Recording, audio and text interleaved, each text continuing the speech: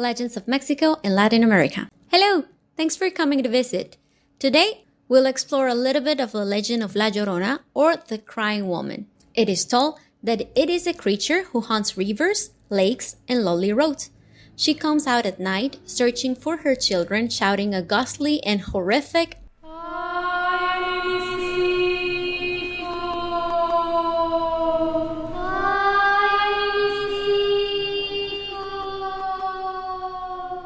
or, "Oh my children." This folk tale is so popular in Mexican culture that it is not limited to one specific location. Variations of this story can be found across all of Latin America. The versions of this horror folk tale vary depending on the region.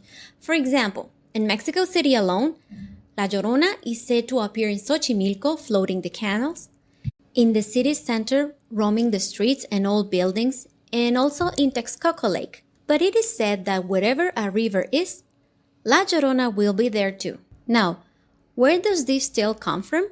The original story of La Llorona is connected to pre-colonial times. Chronicles of the Spanish Fray Diego Duran and Fray Bernardino de Sahagún tell of Aztec people hearing the weeping and cries of a woman near Texcoco Lake, lamenting for her children, saying, "My children, where shall I take you?" And other times, "My children, we have to live far away." Her laments were heard all over town at night, indicating an omen about the massacre and tragedy that Spanish conquerors were bringing to them. Also narrate how it was called Cihuacuatl, which means the snake woman, or Tonatzin, which means our mother, both very powerful mother archetypes and indigenous knowledge. So, if we trace its origins, it will appear that it was the laments of a mother announcing, preventing, and lamenting the fate of her children. Now, this legend has been adapted and modified as time passes. It has been said that the real origin of the crying woman comes after the Spanish conquer. The story is about a native woman that had 3 children with a Spanish soldier who actually was married to a high-class Spanish woman back in Europe. And when the Mexican woman heard about this, she lost her mind and killed her children, drowning them on the river as a sign of revenge. From there, various stories start emerging of a woman dressed in black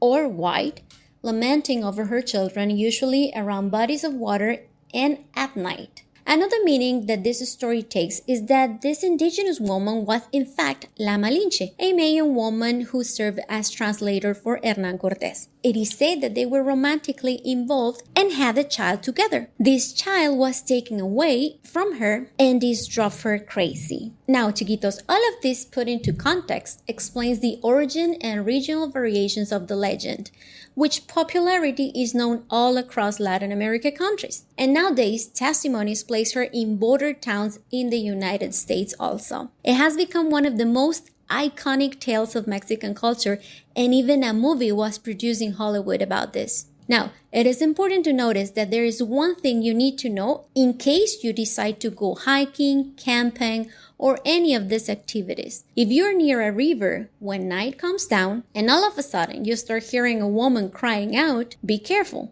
But consider this. If you hear her cry close to you, it means that in reality she is far away. But if you hear her far away, you better run. And also, remember to give us a thumbs up, follow, and subscribe. You can find us on Facebook, Instagram, and TikTok as Conversaciones Chiquitas.